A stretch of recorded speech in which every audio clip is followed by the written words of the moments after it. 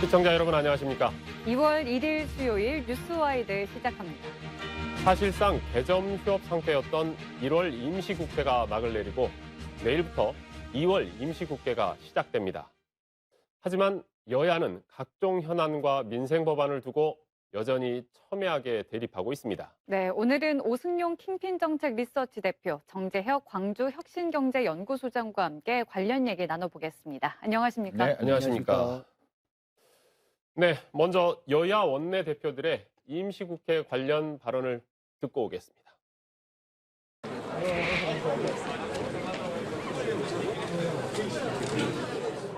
1월 임시국회는 사실은 저희들은 시급하지 아니하고 열려고 하지 않았습니다만은 민주당이 사실은 두 의원의 방탄을 위해서 소집한 국회였는데 2월 국회는 여러분 가급적 밖의 일정을 줄이시고 국회 부근에서 필요하면 즉시 회의에 참여하고 하실 수 있도록 좀 준비해 주실 것을 부탁드리겠습니다. 집권 여당이 입법부의 본분을 망각한 채 시간 끌기와 막무가내로 정부만 엄호하다 보니 대부분 공회전을 할 수밖에 없었습니다. 네, 오 대표님 지금 방금 여야 원내대표 이야기 들었지만 뭐 서로 남탓만 하네요. 네, 그렇습니다. 뭐 남탓하는 게 뭐 어제 오늘의 얘기는 아닙니다만 1월 임시국회는 사실 개원 이래로 아무런 성과 없이 허송세월했던 임시국회로 기록이 될 것 같고요. 2월 임시국회 내일 개원을 하게 되는데 민생 현안 사안들이 워낙 많기 때문에 이번 임시국회를 통해서 시급한 민생 현안 법안 그리고 정책들에 대해서 결정을 좀 내려줬으면 좋겠습니다. 우리 정재혁 소장도 보셨지만은 어떠세요? 이 1월 맹탕 국회 어떻게 보셨어요? 그러니까 윤석열 정부하고 국민의힘 가장 큰 문제가 전 정부 탓하는 것 같습니다. 북한이 좀 미사일을 발사해도 문재인 정부의 대북 외교 탓을 합니다. 기업인들을 만나서 탄소 저감 정책해서 기업인들 부담을 줬다고 또 문재인 정부의 경제 정책 탓을 합니다. 북한의 무인기가 날아와서 서울 상공이 뚫렸는데 문재인 정부의 국방력 탓을 합니다. 이제는 난방비 폭탄을 맞은 것도 문재인 정부가 에너지 포퓰리즘 했고 탈원전 탓을 합니다. 이게 집권 정당이 아니라 남탓 정당, 윤석열 정부가 아니라 탓탓탓 정부 같습니다. 그렇게 보여집니다. 네, 일단은 뭐 국회가 이렇게 허송세월을 보내는 사이에 정말 서민들은 난방비 폭탄을 맞았는데요. 이 말씀하셨듯이 난방비 이제 부담의 원인은 뭐 전 정권의 뭐 탈원전 때문이다 뭐 여러 이렇게 오가고 있지 않습니까? 어떻게 보고 계십니까? 네, 뭐 탓할 게 있다면 탓을 하는 건 뭐 문제는 아닌데 이번 LNG 값 폭등과 관련해서 윤석열 정부에서 문재인 정부 탈원전 정책 탓이라고 하는데 객관적으로 그건 사실이 아닙니다. 제가 관세청 자료, 지난 연말 자료를 찾아봤더니 박근혜 정부 당시 톤당 LNG 평균 수입액이 590.5달러였습니다. 문재인 정부 시기에 553.4달러. 만약 탈원전 때문이었다면 이때부터 먼저 사달이 났어야 되는 문제고 윤석열 정부 2022년 5월부터 12월까지 평균 수입액이 1118.6달러라는 거죠. 즉 문재인 정부의 탈원전 정책과 하등의 연관이 없고 작년 3월부터 있었던 러시아 우크라이나 전쟁으로 LNG가 일단 공급이 3분의 1이 줄어들면서 나타난 폭등 현상에 시베리아 한파 이런 요인들이 결합돼서 나타났던 거고 결국 결론은 뭐냐면 현 정부가 LNG값 폭등이 예상됐음에도 불구하고 여기에 대한 어떤 대응 정책, 대응책들을 강구하지 않은 결과다 이렇게 정리할 수 있을 것 같습니다. 근데 이제 말씀하시는 중에도 있었다만 우크라이나 전쟁 났을 때 유럽이 굉장히 큰 곤욕을 겪었잖아요. 그거 다 봤단 말이에요. 그래서 저희도 그 여파가 올 수밖에 없다는 걸 이미 알고는 있었는데 왜 여태 손 놓고 있다가 이제 와서 갑자기 서로 탓만 하고 있는 지금 건지. 윤석열 정부의 국정 우선순위를 좀 볼 필요가 있을 것 같은데요. 전 정권 이른바 윤석열판 적폐청산 수사가 1차 최우선 순위에 올라 있다라는 것. 그래서 이재명 대표와 관련된 여러 가지 수사들이 우선순위에 있는 것 같고요. 두 번째로는 저는 인수위 문제를 짚지 않을 수가 없을 것 같은데요. 이미 탈원전 정책에 대한 문제의식이 있었다면 이후에 에너지 정책에 대해서 어떻게 할 것인가, 또 우크라이나 전쟁이 예고된 상황이었기 때문에 이 전쟁이 발발했을 때는 이걸 어떻게 할 것인가에 대한 어떤 대응들이 인수위 차원에서 나왔어야 되는데, 인수위원장이 지금 뭐 당권 주자로 뛰고는 있습니다만 역대 인수위 중에 가장 무능한 인수위였다. 인수위 과정에서 그런 전 정권에서 넘어왔던 과제들과 현 정권에서 풀어야 될 문제들이 제대로 정리가 안 되다 보니까 경험 없는 대통령의 국정 운영과 결합되면서 이런 국민들만 고통받는 상황이 온 것 같습니다. 네, 뭐 그래서 부랴부랴 이제 난방비 지원 확대를 하려고 하는데 여기에서도 여야의 입장차가 좀 있는 것 같습니다. 어떤 것들이 좀 차이가 있을까요? 일단 야당의 입장은 가능하면 많은 분들에게, 즉 지금 정부 산업통상부 입장에서는 기초생활수급자와 차상위 계층에게만 지원을 하겠다라는 건데, 일단 중산층까지 이걸 좀 확대해서 지원폭을 확대하자라는 건데, 정부의 입장은 변함은 없는 것 같습니다. 다만 어제 발표에서 차상위 계층 그리고 기초생활수급자에게 에너지 바우처, 가스 요금 할인폭을 좀 늘리겠다라는 게 지금 입장으로 나와 있는 거고요. 그리고 기존 요금도 좀 할인해 주겠다라는 입장인데, 이 정책은 제가 보기에는 물론 이제 구체적으로 할인액과 지원액을 어느 정도로 결정할 것인가도 중요합니다만, 윤석열 정부의 재정 운영과 관련해서 굉장히 리트머스 시험지라고 표현할 수가 있습니다. 지금 확장 재정 정책을 하지 않겠다라고 인수위 시절부터 천명을 해 왔었는데, 만약 이걸 여론이 약화돼서 수용하게 될 경우 윤석열 정부의 정책 기조가 흔들릴 수 있다라는 거죠. 그렇지만 여론은 굉장히 싸늘한 상황이어서 이 지점에서 윤석열 정부가 어떤 선택을 하느냐에 따라서 앞으로 추경 문제라든지 이런 문제도 의외로 좀 쉽게 풀릴 수 있는 실마리는 될 수 있을 것 같습니다. 우리 정 소장님이 보시기에는 어떻습니까? 지금 윤석열 정부 확대를 할까요? 단순하게 이거는 지금 에너지 문제는 올 한 해의 문제는 아닌 것 같습니다. 좀 더 크게 봐야 될 문제이거든요. 이번에 이제 난방비 문제는 그 우크라이나 전쟁을 통해서 러시아가 가스관을 잠궈 버리면서 이제 예전에 우리가 미국 주도의 패권 중심이 미국이 다 세계 질서나 재편을 할 수 없다라는 걸 보여준 겁니다. 이제 에너지가 국제 질서를 좌지우지할 수도 있다라는 걸 보여준 겁니다. 단순하게 이제 국가 정책도 기후 변화나 에너지 문제까지도 신경을 쓰지 않고는 완전히 이 좌지우지되는 그런 국제 질서가 패권이 바뀔 수도 있다라는 걸 보여주는 단면입니다. 그래서 우리나라도 이제는 정책 구조도 완전히 바뀌지 않으면 안 된다라는 거고요. 단순하게 에너지 난방비 지원으로 끝날 게 아니고 차제의 국가 정책도 에너지에 대한 자급자족부터 시작해서 모든 근본적인 대책을 고민해야 될 시점이라고도 보여집니다.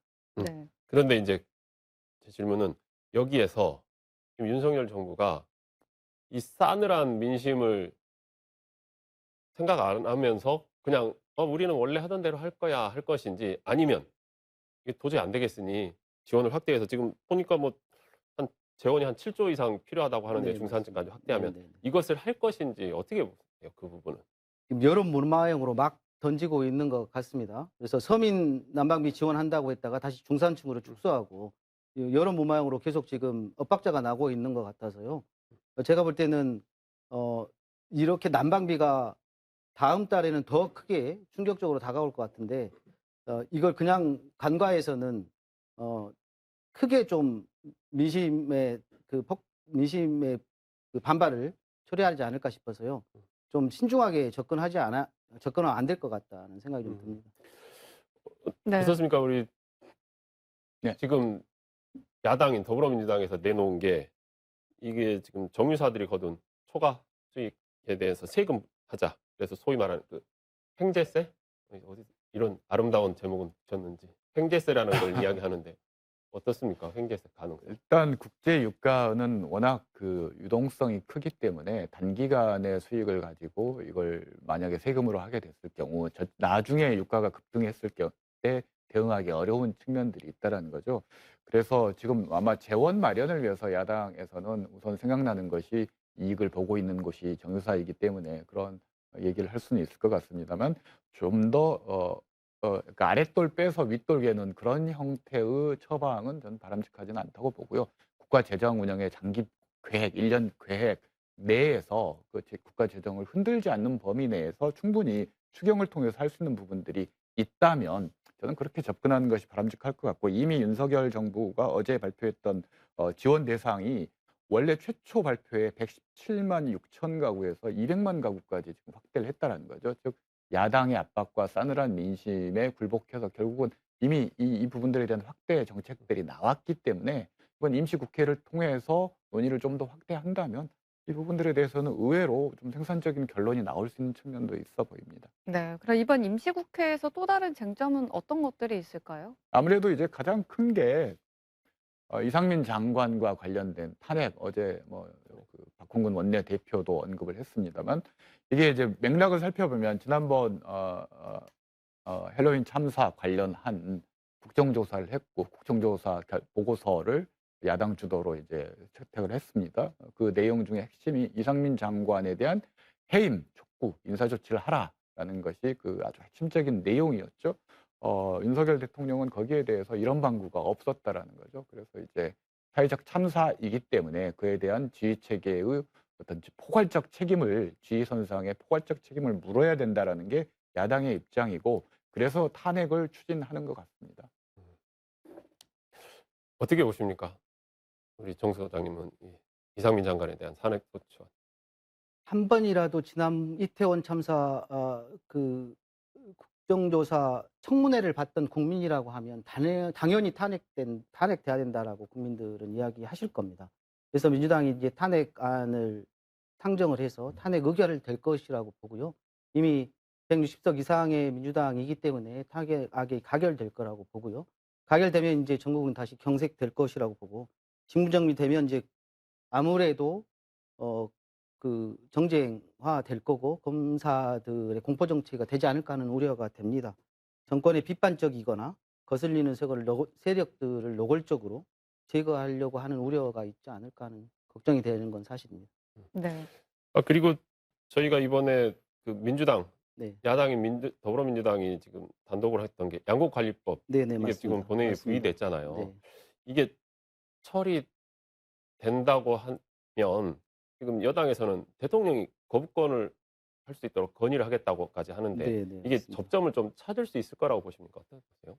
그러니까 정부가 정말 농민을 위한다면 일단 통과했으면 하는 바람이고요. 또 이제 대통령하고 여당은 저는 이랬으면 좋겠습니다. 이 양곡, 쌀도 식량 주권의 문제로 접근을 했으면 좋겠습니다.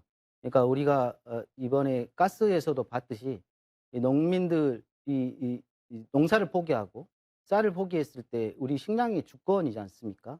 그렇게 접근해서 이 법을 좀 처리해 줬으면 하는 바람이지, 단순하게 일개 품목으로 접근하지 않았으면 하는 바람이 좀 있습니다. 네. 그런데 일각에서는 농민들도 뭐 2조 원이나 풀어서 이렇게 하지만 효과가 미미할 수 있다라는 입장에서 반대하시는 분들도 상당하시거든요. 이 부분에 대해서는 어떻게 생각하시나요? 그건 일부 농민들인 것 같고요. 대다수 농민들, 그리고 우리가 이제 식량 주권 이야기를 했을 때 쌀은 지켜야 된다라고 하는 것들은 분명히 있는 것 같습니다. 그래서 이제 우리 야당 국회의원들 전체가 민의를 통해서 이제 우리 당의 입장을 정해서 통과를 시켰고, 우리가 이제 우리 그 당 입장을 정한 거고요. 그래서 이제 꼭 그런 바람대로 이번 정기국회 때는 통과했으면 하는 바람이 있습니다. 네. 오 대표님께서는 이 양곡관리법 개정은 어떻게 보고 계십니까? 사실 식량 주권하고는 상관이 없어 보이고요. 예컨대 예를 들면 이런 겁니다. 호주는 정유 시설이 없습니다. 한국에서 50%, 일본에서 50% 전부 기름을 수입합니다. 그 대가로 호주에서 우리는 소고기가 됐건 또 밀이 됐건 이런 식량 곡물을 수입하는 구조라는 거죠. 그렇기 때문에 어떤 식량 주권이라는 문제는 본질이 아니고요. 중요한 것은 이런 겁니다. 지금 쌀 소비량이 밀에 밀려서 2위입니다. 그래서 식량 안보가 중요하다면 쌀보다는 오히려 밀이 더 중요한 상황이고, 또 전쟁 상황에서는 쌀보다는 밀 소비가 더 중요한 측면들이 있고, 쌀에 지나치게 치중된 생산 구조가 문제라는 거죠. 환작을 통해서 보리라든지 밀이라든지 콩이라든지 이렇게 좀 재배를 다양화할 필요가 있는데, 거기에 대해서는 정부가 수매 제도들이 없기 때문에 위험을 회피하려고 합니다, 농민들은. 그러다 보니까 환작이 잘 이루어지지 않고 매년 이렇게 과잉 생산이 됐을 경우 가격 폭락의 문제가 있다라는 거죠. 저는 이 타협의 지점을 양곡관리법을 통과시키느냐 마느냐의 문제가 아니라 경직성을 조금 완화시킬 필요가 있다. 예컨대 지금 양곡관리법에서 이야기하고 있는 그 주요 내용들은 쌀값 안정화를 위해서 쌀 수요 대비 초과 생산량의 3% 이상이거나 쌀값이 전년 대비 5% 이상 하락할 경우 의무적으로 전량 매입하도록 돼 있는데, 이건 사실상 정부가 쌀값을 고정시켜주는 법이라고 할 수가 있다는 거죠. 그렇게 되면은 이건 굉장히 정부 재정 부담이 되는 거고, 왜 쌀값만 보장해 두느냐? 그러면 배추값 하락했을 때, 콩 하락했을 때 정부 해당 농민들도 정부가 의무적으로 매입해 달라고 하면 그걸 어떻게 감당할 것인가 문제가 있다라는 거죠. 그래서 저는 이건 쌀값 안정화, 장기적인 안정화를 위해서도 또 환작을 통해서 진짜 식량 안보 주권이 중요하다면은 쌀에 일방적으로 치중돼 있는 이런 생산 구조를 좀 다원화시켜야 되는데, 이런 측면에서도 너무 좀 경직돼 있다. 그래서 이 퍼센티지를 조금 조정한다면 저는 타협의 여지도 있다고 봅니다. 네. 예, 2월 임시국회, 1월 임시국회처럼 그냥 놀기만 하는 국회가 아니라 제대로도 일 좀 하는 임시국회가 됐으면 좋겠고요. 다음은 여야 정치권 현안 살펴보겠습니다. 그동안 이재명 대표를 전혀 모른다고 했던 김성태 쌍방울 전 회장이 이재명 대표의 방북 계획에 관여했다는 진술이 나왔습니다. 일단 정기욱 소장님, 도대체 검찰이 확보한 진술이 어떤 내용이에요? 진술 전에 형법 126조죠. 저 피의사실 공표죄가 있습니다. 검사들이 수사 과정에서 알게 된 피의사실을 기소 전에 공표하게 되면 처벌되는 조항입니다. 근데 지금 보면 실시간으로 언론에 피의사실들이 공표되고 있습니다. 이거 유명무실화 되고 있죠. 이게 보면 참 너무 지금 어처구니 없는 일이 버젓이 일어나고 있습니다. 이미 검찰이 정치화되고 있는 것 같습니다. 이건 이제 팩트가 중요한 게 아니고 이후에 검찰이 어떻게 행동하느냐가 중요한 지금 상황이 돼버렸던 게 가장 문제라고 저는 보여집니다. 네, 검찰이 뭐 진술한 내용보다는 이제 진술한 내용을 공표한 것 자체가 잘못이다라고 이제 말씀을 해주셨는데 어떤 내용들이 있었는지 좀 구체적으로 말씀을 해주실까요? 일단 지금 쌍방울 김성태 회장과 관련해서 크게 본다면 대북 접촉과 관련해서 대북 송금한 부분들이 문제가 되고 있고요. 아직 변호사비 대납과 관련된 의혹과 관련된 내용들은 아직 나오고 있지 않는데, 일단 김성태 씨가 진술을 번복하고 있습니다. 우리나라에 체포돼서 귀국하기 직전에는 이재명 모른다, 통화한 적 없다라고 얘기를 했는데, 지금 확인된 것만 검찰이 통화 기록을 대조를 해서 나온 것이 2019년 1월 17일에 중국 선양에서 이화영 부지사 그리고 김성태 같은 자리에 있으면서 통화했다라는 것을 인정을 했고요. 2019년 12월 강남 룸사롱에서 이 쌍방울이 비비안을 인수한 축하연을 열었었는데, 그 당시 이재명 대표 대선 후보의 법률특보였던 이태영 변호사와 동석한 상태에서 이태영 변호사의 전화를 통해서 김성태와 이재명 대표가 통화한 것이 확인이 됐고, 이 부분은 이재명 대표도 처음에는 내복 한 벌 입은 것밖에 없다고 했지만, 누군가 기억은 잘 나지 않지만 술자리에서 바꿔줬던 기억은 난다라고 이제 진술을 번복했었는데, 아마 이태영 변호사를 통해서 통화한 걸 지칭을 하고 있는 것 같습니다. 이 밖에 이제 대북 송금과 관련해서 300만 달러를 송금한 것은 확인이 됐고요. 과연 그것이 이재명 대표가 대선 출마를 염두에 두고 북한 방북을 위한 대가성이었는가에 대해서는 수사가 좀 더 진행돼 봐야 할 것 같습니다. 근데 이재명 대표는 검찰에 신작 소설이 나왔다고 이렇게 이야기를 하던데, 뭐 이 대표 입장에서는 이렇게 반응할 수밖에 없겠죠. 일단 발언의 주체는 김성태이기 때문에 소설 저자는 검찰이 아니라 김성태라고 정정해야 맞을 것 같고요.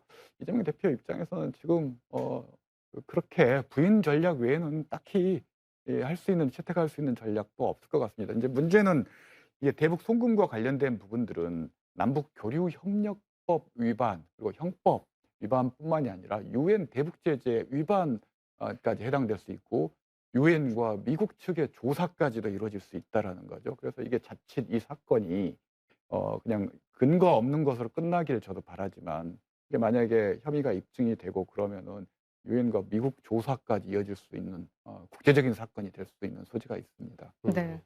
우선 정 소장님께서는 김성태 전 회장이 왜 갑자기 진술을 번복했다라고 좀 생각을 하시나요?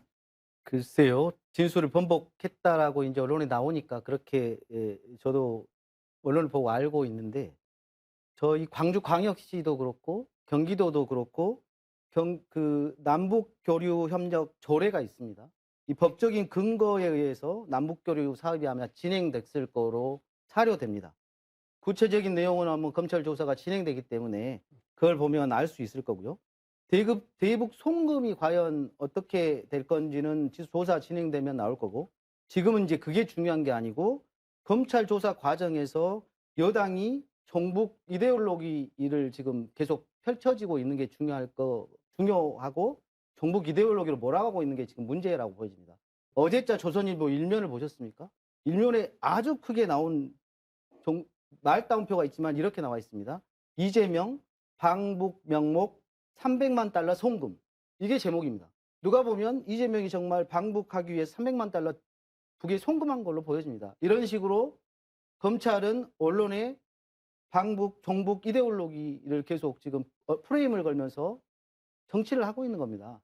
이게 가장 큰 문제이지 않을까 이렇게 좀 봅니다. 네, 정북 이데올로기에 대해서 말씀을 해주셨지만 말씀하신 대로 사실 어떤 근거가 발생한 유엔 대북제재 위반 혐의가 돼 있기 때문에 사실 지금 이재명 대표와 관련 여러 혐의 중에 가장 큰 문제가 될 수도 있다고도 보여져요. 어떻게 생각하십니까? 일단 이게 이제 이재명 대표가 직접 한 행위가 아니기 때문에 예단할 수 있는 것은 아니라는 것을 먼저 말씀을 드려야 될 것 같고요. 다만 김성태가 대북 접촉을 위해서 중국 선양에 방북을 하고 또 중국 선양에 가고 또 방북도 했습니다. 이건 경기부지사 자격으로 갔다 온 겁니다. 결국은 이재명 대표 당시 경기지사와 무관한 것이냐라고 했을 때 아니라고 얘기하기 단정하기가 어렵다라는 거고요. 조례에 의해서 남북 교류 협력을 추진하면 그건 불법입니다. 왜냐하면 상위법의 규정을 받을 수밖에 없는데요. 남북 교류 협력법이 있습니다. 조례가 있다 하더라도 9조 북한 접촉 방문 남북 교류 협력법 9조고요. 13조의 물품 반입 돈이라든지 물품이 가면 13조에서 통일부 장관의 사전 승인을 받도록 규정하고 있습니다. 17조 협력사업 승인 이것도 통일부 장관의 사전 승인 받아야 되고요. 18조 신고도 통일부 장관의 사전 승인인데 대북사업 2018년 11월 16일 경기도에서 2018년 아태 평화 번영을 위한 국제회의에서 발표했던 예컨대 양묘장을 한다든지 유경안과 종합병원 이런 것 교류 협력 사업을 한다는 게 통일부에 사전 신고되고 승인받은 사안이 아니라는 겁니다. 이건 교류 협력법 위반 여지를 다툴 소지가 있다라는 거죠. 그래서 아마 이런 부분들에서 이화영 경기부지사가 경기도를 대표해서 간 것이기 때문에 이재명 대표의 책임이 어디까지인가를 검찰이 이제 규명하는 것은 검찰의 책임이긴 한데 전혀 무관하다라고 하기는 어려워진 상황이 아닌가라고 생각이 됩니다. 네, 이번에는 지역 현안 한번 살펴보겠습니다. 예, 지역 주민들의 오랜 수건인 흑산공항 건설 사업이 어제 환경부 국립공원위원회의 심의를 우여곡절 끝에 통과했습니다. 먼저 이동근 기자의 리포트부터 보고 오겠습니다. 신안 흑산도에서 나고 자란 60대 주민 이상원 씨는 흑산공항 건설 사업의 승인 소식에 만감이 교차합니다. 몸이 아프고 가족일이 생겨도 강풍과 안개로 여객선 운항이 통제돼 발이 묶였던 섬사람의 서름을 떨칠 수 있게 됐기 때문입니다. 진짜 마음도 설레고 이제 좀 살맛이 나겠구나. 이제 도서의 섬에서 산다는 것이 이제는 그 비행기가 다짐으로 인해서 육지가 되겠다 이런 생각을 많이 했어요. 흑산도는 기상 악화로 연간 120일가량 여객선이 끊겨 육지와 왕래가 불가능합니다. 이런 섬 주민들의 이동권 보장을 위해 소형 공항 건설이 추진됐지만 환경 훼손과 안전성 등을 이유로 번번이 좌절됐습니다. 흑산공항보다 경제성이 떨어지는 울릉공항은 공사를 시작했고 가덕도 신공항도 특별법 제정을 통해 일사천리로 진행되는 모습을 보면서 씁쓸함을 삼키기도 했습니다. 15년 만에 수건을 해결한 전라남도와 신안군은 흑산공항이 섬 주민들의 삶의 질 향상과 함께 관광, 지역경제 활성화에 큰 기폭제가 될 것으로 기대하고 있습니다. 천혜의 관광 자원의 보고입니다. 이런 것을 잘 활용하기 위해서는 우리가 교통 편의성이 보장이 되는데 이번에 이제 흑산공항이 들어서게 됨에 따라서 이런 문제가 대폭 이제 편의성이 확충이 돼서 목표한 2026년 개항을 위해서는 실시 설계와 환경 영향평가 등을 조속히 마무리하고 연내 착공을 끌어내는 것이 중요합니다.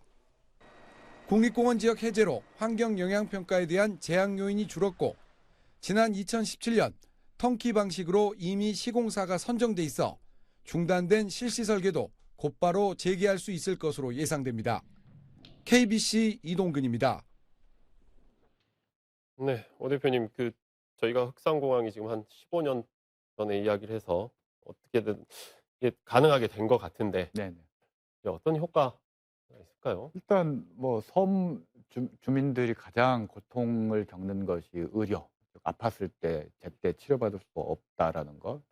이게 가장 큰데 공항이 들어서면은 최소한 그런 문제에서 조금 더 편익을 누릴 수 있을 것 같고요. 관광객 유치도 효과가 있을 거라고 짐작이 됩니다. 근데 이제 구체적으로 그것이 어느 정도 지역 경제 활성화에 도움이 될지는 저도 잘 모르겠습니다. 그 부분은 관련 기관에서 아마 타당성 평가를 할 것 같고요. 뭐 그렇지만 그 외에도 군사적인 목적에서도 굉장히 중요한 의미가 있는 결정이라고 보는데요. 우선 해경에서는 이 흑산공항이 들어서면은 이 배타적 경제 수역 순찰, 중국어선 단속 등의 업무를 수행하겠다라는 건데요. 최근에 이제 작년이었죠. 인도 아시아 전략을 외교부에서 발표를 했을 때 중국과의 분쟁이 발생했을 때 전초기지로서 역할을 할 수 있는 소형 공항 필요성들이 대두가 됐습니다. 그래서 흑산공항을 유사시에 중국과의 분쟁 발생 시에 군사적인 목적으로 활용할 수 있는 그런 가능성도 열렸다고 할 수 있을 것 같습니다. 지금 아까 기사에서도 보셨지만 120일 정도면 1년에 3분의 1을 기상 때문에 흑산도로 못 들어간다는 얘기 네. 있어요. 그러니까 네. 아무래도 그 기간만큼 이제 공항을 이용하면 훨씬 짧아지겠죠. 그런 기간들이. 네. 뭐 우리 소장님 보시기에는 어떤 효과들 기대할 수 있을까요? 네. 흑산공항은 저한테도 좀 의미가 있습니다. 왜냐하면 2020년 제가 청와대에 있을 때 정무수석실에서 이제 주로 지역 현안으로 계속 다뤘던 게 흑산공항이 수건 사업 중에 하나였습니다.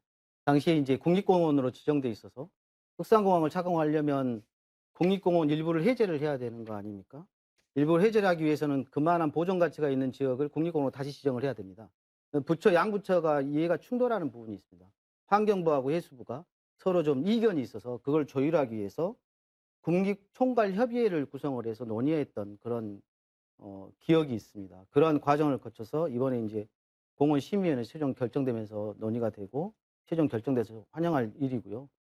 이제 그런 120일 동안 못 가는 걸 이제 활주로가 열리면서 자유롭게 왕래되면서 한 번 흑산도를 가봤던 분들이라면 한 번 더 가고 싶은 생각이 굴뚝이었는데 한 번씩 갈 때마다 7시간씩 걸려서 도저히 못 가겠다는 그런 이야기들이 많았었는데 이제 비행기를 타고 자유롭게 왕래하다 보면 더 많이 이제 갈 수 있는 이동에 이제 편의성도 있으니까 더 많이 가지 않으실까 하는 생각이 들고요.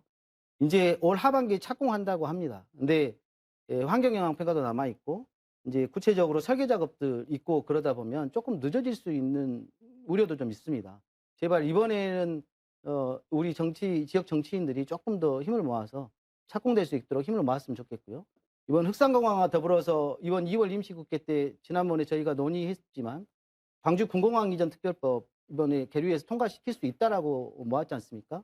지역 정치인들이 광주 군공항 이전 특별법도 꼭 통과될 수 있도록 힘을 좀 모았으면 하는 바람도 있습니다. 네, 뭐 지연될 수 있을 것에 대한 우려는 아무래도 뭐 주민들의 반발이나 이런 것들 좀 염려를 하시는 걸까요? 어떤 이유일까요? 어떤 지연? 그러니까 뭐 사업이 좀 늦어질 수 있다. 환경영향평가가 남아 있고 구체적인 실시 설계들이 남아 있어서 좀 그런 것들이죠. 그게 이제 조금 지연될 수 있는 것들이 있다라고 보여집니다. 이제 소장님이 청와대 계실 때 이야기를 했으니까 저도 궁금해서 물어보고 싶은데 네.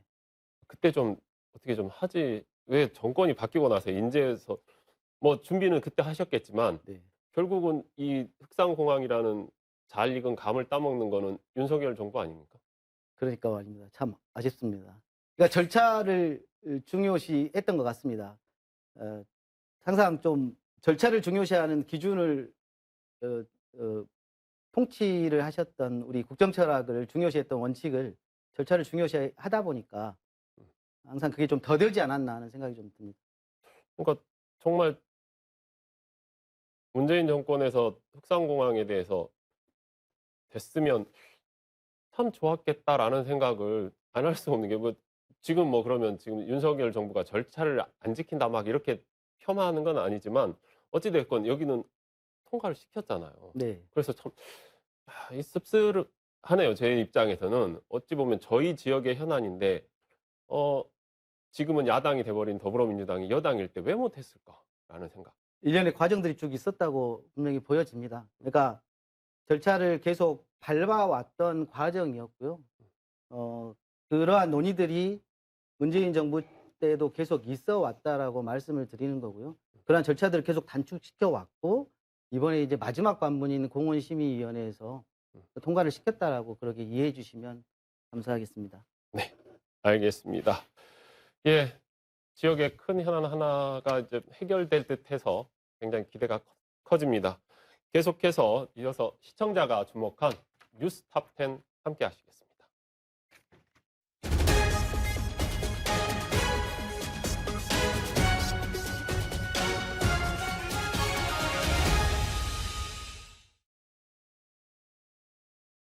뉴스 톱10입니다. 국민의힘 당권 주자인 김기현 의원이 자신의 SNS에 가수 남진 씨, 김연경 선수와 함께 찍은 사진을 올려서 논란이 됐죠. 최근 남진 씨가 한 언론과의 인터뷰에서 김 의원과는 아예 모르는 사이라고 해명했습니다. 또 지인과의 자리에서 사진을 찍었을 뿐 난 정치색이 없는 사람인데 이런 일에 휘말려서 당혹스럽다고 밝혔습니다. 국민의힘 당대표 유력 후보로 점쳐졌던 나경원, 유승민 전 의원이 연이어 전당대회 불출마를 선언했는데요. 강성만 국민의힘 금천구 당협위원장이 KBC 대담에 출연해서 어차피 총선은 당대표가 아닌 대통령의 얼굴로 치러지는 것이라는 의견을 밝혔습니다. 그러면서 여소야대 상황에서 윤 대통령을 지지해줄 당대표가 필요했을 뿐 공천 학살이나 국힘의 분당 가능성은 호사가들의 성급한 생각이라고 덧붙였습니다. 극심한 가뭄으로 인한 광주의 제한급수 시기가 3월 초에서 5월 초로 2달 연장됐습니다. 12월부터 시작된 시민들의 절수운동이 효과를 낸 건데요. 비가 잦은 여름까진 극심한 가뭄이 이어질 수밖에 없는 만큼 우리 모두 계속해서 물절약을 실천해야겠습니다. 지금까지 뉴스 톱10이었습니다. 네, 정재욱 소장님, 김기현 의원의 그 사진에 대해서 남진 씨가 김기현 의원 모르는 사람이라고 굉장히 지금 김기현 의원 입장에서는 뻘쭘해진 상황이 돼버렸어요. 어떻게 생각하십니까? 그러니까요. 왜 국민의힘 의원들은 그러시는 걸까요? 정말 식당에 갔는데 우리 남진 씨하고 김연경 의원은 전혀 일면식도 없는데, 네, 김연경 선수. 김연경, 네. 죄송합니다. 김연경 선수 일면식도 없는데 와서 사진 찍자. 그리고 꽃바구니도 본인이 직접 가져와서 앞에 놓고 사진을 찍자고 해서 사진을 찍었을 뿐인데, 그 SNS에 올리면서 자기 축하해주기 와서 사진을 찍고, 김연경 선수는 명문도 모른 채 비난의 댓글을 계속 받고 상처를 받고 있는 거 아닙니까?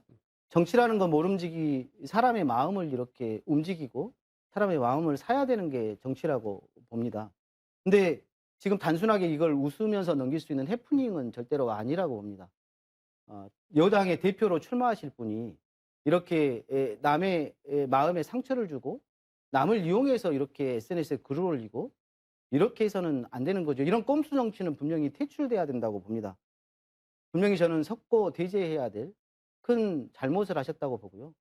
반성하고 섞고 대제하셨으면 하는 바람이 좀 있습니다. 네, 일각에서는 뭐 김장연대 같은 그런 이미지를 벗기 위한 뭐 노력의 일환 아니었나 뭐 이런 분석이 있습니다. 어떻게 생각하십니까? 저는 과잉 해석이라고 보고요. 뭐 그냥 해프닝이라고 봅니다. 식당이나 행사장에 가서 유명 인사가 있으면 같이 사진 찍어서 그 유명 인사, 유명세를 좀 이용하고 싶은 게 정치하는 모든 분들인 것 같고, 모든 분들의 본능인 것 같고요. 정말 정재익 소장께서도 행사장 가시면 좀 유명한 사람이 있으면 사진 찍어서 올리지 않으신가요? 근데 이제 그걸 어떤 본인의 의사에 반하거나 어떤 동의를 받지 않고 올렸다면 그런 부분들에 대한 비판은 가능할 것 같습니다. 네. 문제는 거기서 더 나아갔다는 거죠. 그러니까 나를 잘 알아서 나를 축하해 주기로 왔다라고 표현을 했다는 거죠. 일면식도 없는데 나를 잘 알아서 나를 축하해 주기로 온 것 마냥 이렇게 표현을 했다라는 거여서 그걸 이용을 한 거죠, 사람을. 그게 제일 문제였다라고 보여져서 제가 이야기를 그렇게 드린 겁니다. 네, 네. 알겠습니다. 두 분과의 이야기는 오늘 여기까지 나누겠습니다. 네. 함께해 주셔서 대단히 감사합니다. 감사합니다.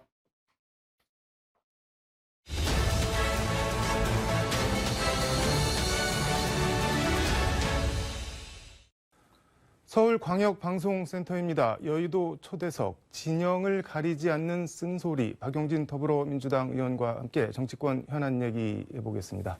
의원님 어서 오십시오.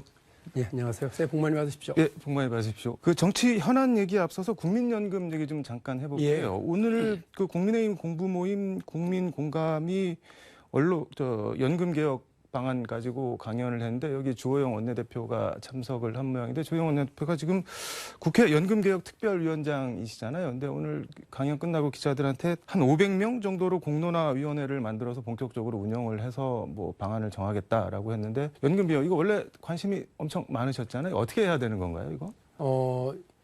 저는 지금의 논의 방향이 조금 틀렸다고 봐요. 근데 연금 도입의 애초에 그 초기 목표는 뭐냐면 네. 국민들의 노후에 안정된 삶이에요. 근데 지금 대한민국 국민연금 받아갖고 노후가 돼요. 그러니까 용돈 연금밖에 안 되고 있는데 네. 이것도 더 악화시키려고. 그래서 연금 개혁의 방향은 두 가지여야 된다고 저는 봐요. 네. 연금의 지속 가능성도 유지해야 되지만 연금이 국민의 노후 자산으로서의 역할을 제대로 하는. 그래서 국민연금에 대한 대대적 개혁은 그 돈을 더 내세요. 조금만 받아가세요라고 네. 하는 연금 고유 목적을 훼손하는 방식보다는 국민연금 자체 개혁을 잘 해내야 된다는 말씀이고 네. 수익률을 더 높여야 된다고 생각을 합니다. 일단 두 가지가 궁금한데 뭐 수익률을 뭐 국민연금에 더 올려야 된다고 했는데 그게 말처럼 그렇게 쉬울 것인가 하는 뭐 궁금함이 하나 있고 또 하나는 어쨌든 2050 몇 년 되면은 국민연금이 고갈이 된다고 하는데 그러면은 어쨌든 들어오는 거는 더 늘려야 되는 거는 뭐 그쪽으로 가야 되는 거 아닌가요? 소득 대체율 네. 하고요. 뭐 보험료에 대한 조정도 필요는 하다고 생각을 합니다. 네. 그러나 이것만은 안 된다고 제가 아까 말씀을 드린 거고요. 네. 연금 수익 그 운영 수익률이 1%만 높아져도 몇 년을 더 늦춰요. 그 지금의 고갈 시점을. 근데 지금 국민연금은 그냥 땅 짓고 헤엄치는 일만 하려고 그래요. 50% 조금 넘는 수준을 국채에 투자하고 있습니다. 네. 국채 투자 이익이라고 하는 게 1%, 2% 수준이거든요. 네. 이렇게 해서 과연 되겠습니까? 보다 그야말로 네. 세계적인 수준의 투자 전문가들과 투자 기관들과 연계해서 네. 최고의 능력가들을 이제 모셔와야 되는 것이 기본이고요. 지금처럼 국민연금이 그냥 땅 짓고 헤엄치는 것이 아니라 그리고 또 국내 투자를 중심으로만 하는 것이 아니라 네. 해외 곳곳에 나가서 돈을 벌어올 수 있는 연금이어야 된다고 저는 생각합니다. 그래서 국민연금에 대한 계획, 박용진의 네. 국부펀드 계획은 나라도 부자로 국민도 부자로 잡았던 거고요. 그런 국부펀드는 정확하게 뭐 개념이 어떻게 되는 건가요? 저는 호주가 하고 있는 것처럼 네. 이른바 퓨처펀드를 구성해서 국가가 주도하고 하는데 수익률이 10%가 넘어요. 그러니까 국민연금 말고 또 다른 퇴직연금으로 노후 자산을 더 만들어 나갈 수 있도록 국가가 길을 열어줘야 되는 건 아니냐. 네. 예전에 중산층을 형성했을 때 큰 역할을 했었던 이른바 재형저축은행 네. 이제 또 다른 케이스를 한번 우리가 만들어 보자. 21세기판 재형저축을 한번 만들어 보자는 게 제 생각입니다. 알겠습니다. 이 말씀 여기까지 듣고 민주당 이재명 대표가 본인에 대한 이제 검찰 소환에 대해서 뭐 대선 패배 대가다, 정치 보복이다, 뭐 이렇게 말씀을 하셨는데 페이스북에 중요한 거는 당 대표를 아끼는 마음이라고 적으셨는데 약간 선문답 같기도 한데 당 대표 아끼는 마음이 뭐 어떤 마음인 건가요? 저는 이른바 민주당이 네. 이른바 센투쟁, 그다음에 강경투쟁 이런 것들을 얘기를 많이들 하는 분들이 네. 계시는데 그거 별 의미 없다고 생각을 해요. 정치 탄압이라고 주장하는 것 아닙니까? 네. 이 정치 탄압이라고 그러면 정치적으로 승리를 하고 돌파를 해야 되는 일인데 네. 그것은 내년 총선을 이기는 거거든요.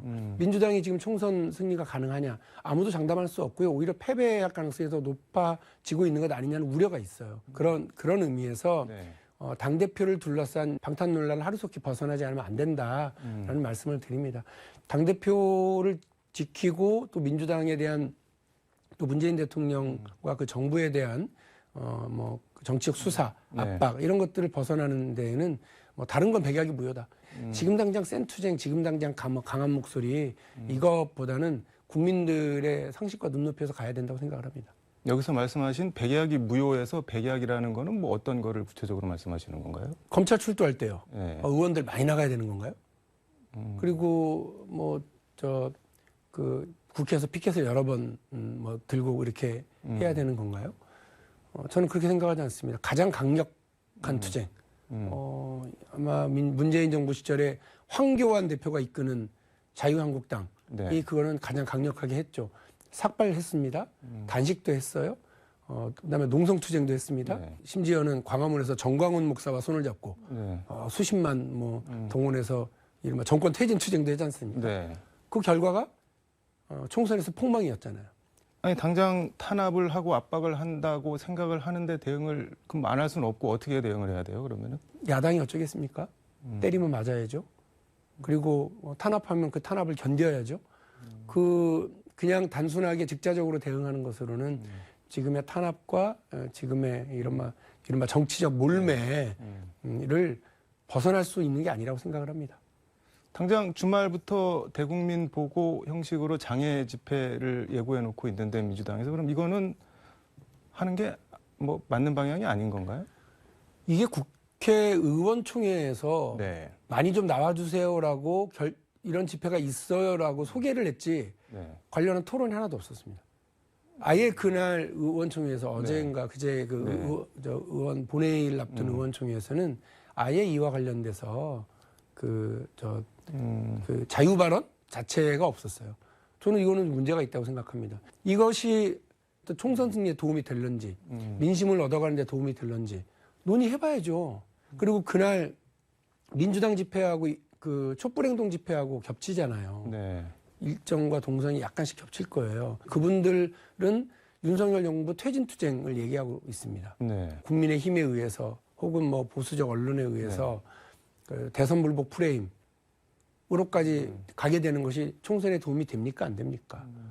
그래서 결론이 나면 토론을 하고 결론이 나면 반대했던 사람들도 참석하는 거죠. 그게 민주적 정당이죠. 근데 지금은 아무런 뭐 의사결정 과정이 없이 결정됐으니 참석하고 공문 보내서 몇 명씩 동원하라 이렇게 가는 거는 국민들이 볼 때 이게 지금 민심을 얻어갈 수 있을까? 아니 그 동원 할당이 왔어요? 네, 이거 공문은 확인했습니다. 그럼 뭘 어떻게 해야 되는 건가요? 이재명 대표와 당이 지금 국면을 타개하기 위해서는 그리고 내년 총선을 위해서는 지도부가 행사할 수 있는 동원할 수 있는 다양한 방법의 메시지가 있고 행사가 있고 또 그런 자리를 만들 수가 있지 않습니까? 네. 민주당이 민생 문제를 살뜰하게 챙기고 무능한 정부와의 어떤 대별점들을 비교점들 계속 만들어내는 것이 전 중요하다고 생각을 합니다. 그걸 굳이 집회라고 하는 형식을 통해서 또 다른 역공을 당할 수 있는 이걸 만들어서 할 필요가 있나? 저 이런 생각입니다. 기소가 되면은 이재명 대표직은 어떻게 해야 된다고 생각하시나요? 그거는? 저는 뭐 이전에 그 당의 수많은 지도자들이 혹은 당의 여러 당직자들이 그 어쨌든 선당우사를 했다고 생각을 합니다. 선당우사를 하는 것이 필요하다고 생각을 하고요. 또 당원 80조가 있고 국민과 약속한 제도와 시스템이니까 이건 좀 지켜봐야 될 것 같고 요즘도 이거 뭐 개인적으로 약간 신뢰되는 질문일 수도 있는데 요즘도 뭐 수박 이런 소리 많이 듣나요? 어떠신가요? 이러저런 박용진의 이런 목소리가 좀 이제 성가시거나 듣기 귀찮은 또 이게 거슬리는 분들이 있으시겠죠. 뭐 당연히 좀 그런 분 있을 거라고 보고 그분들은 또 그분들대로 저에게 뭐 댓글을 통해서나 문자를 통해서나 네. 저한테 의견을 보내주시는 거니까요. 뭐 쌍욕만 좀 안 해주시면 감사하겠고 비판적인 의견은 얼마든지 제가 귀를 열로 듣겠습니다. 알겠습니다. 시간상 김건희 여사 얘기 잠깐 하나 하고 진행하겠습니다. 그 어제 국민의힘 비례대표 의원들이랑 뭐 식사를 하신 것 같은데 며칠 전에도 또 다른 국민의힘 여성 의원들이랑 뭐 식사를 했고 뭐 식사 정치 이런 얘기가 나오고 있는데 박용진 의원님은 어떻게 보고 계신가요? 저는 뭐 자기 편 모아가지고 밥 먹고 호하호호 하고 좋은 얘기 나누고 담소 나누는 거면 그건 개모임이지 정치는 아니죠. 개모임이요? 예. 적어도 대통령과 대통령의 부인이 관저로 네. 정치인들을 불러서 뭐 이렇게 한다고 그러면 누굴 먼저 불러야 되겠습니까?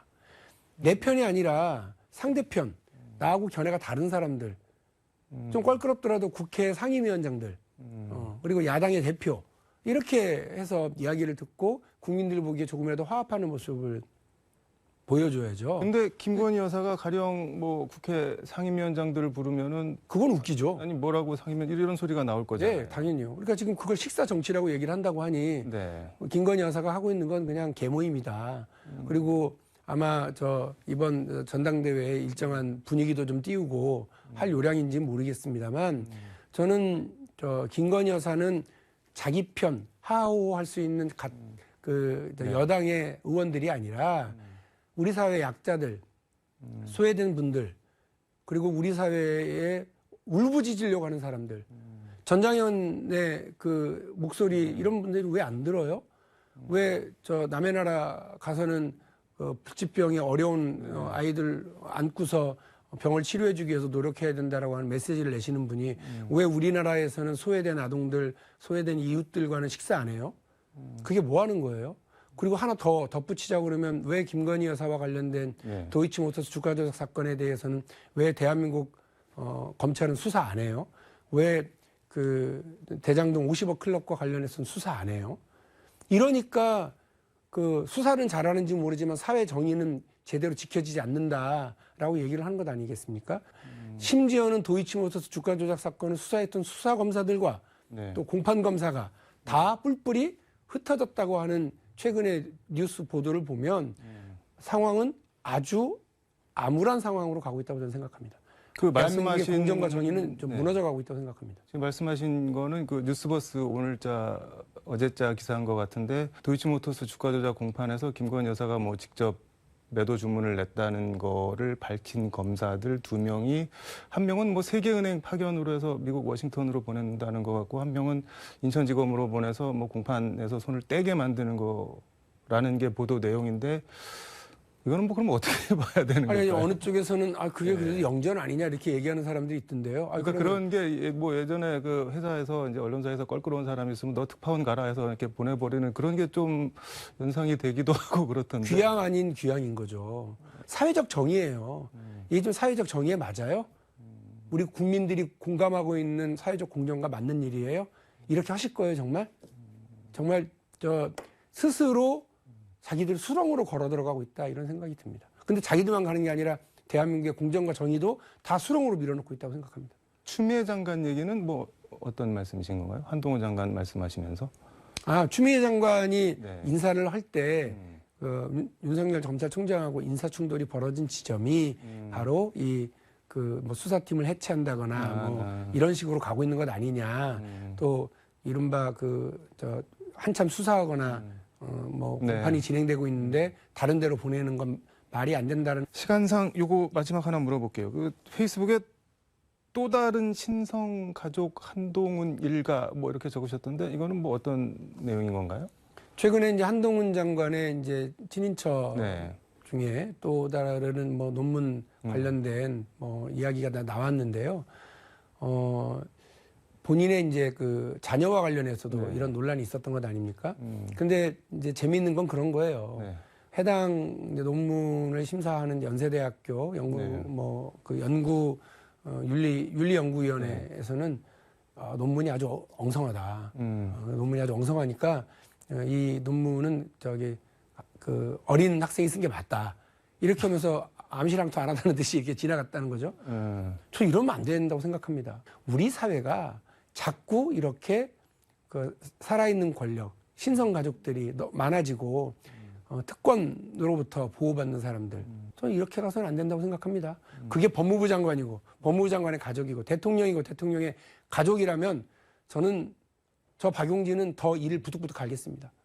이를 부득부득 갈겠다고? 아니 국회의원이 할 일이 뭐가 있겠습니까? 사회적 불공정 바로잡고 특권 가진 사람들이 판치는 거 바로잡고 돈 있고 힘 있고 빽 있는 사람들만 큰 소리치는 사회 구조를 바꾸는 것 아니겠어요? 이 더 앙다물고 이 정권의 무도한 그리고 무능한 그리고 이런 잘못된 국정 운영에 대해서 싸워 나가겠습니다. 알겠습니다. 오늘 말씀 여기까지 듣도록 하겠습니다. 고맙습니다. 네, 감사합니다. 네, 지금까지 서울광역방송센터에서 박용진 민주당 의원과 함께 전해드렸습니다. 월야면 정월 대보름맞이 세시풍속 재현 행사. 달이 아름다운 한평 월야 달맞이 공원에서 풍년기원제, 오곡밥 나눔, 달집 태우기 등 다채로운 행사가 이어집니다. 아름다운 월야에서 소원 성취 기원하세요. 김서방, 박서방, 이서방 정말 고맙네. 자네들 장인도 좋은 날 좋은 곳에서 좋은 대접 받으며 떠나니 마음이 편할 것이야. 고맙네. 서방사거리 9호점 장례식장. 브랜드 가구에서 명품 가구까지 빛거울 가구 백화점 할인 대잔치. 2월 3일부터 19일까지 빛거울 가구 백화점 새해 첫 정기 세일. 신가지구 사거리 빛거울 가구 백화점. 주차장 탱크를 몰고 오셔도 좋습니다. 2월 1일 수요일 KBC 뉴스와이드 마칩니다. 시청해주신 여러분 고맙습니다.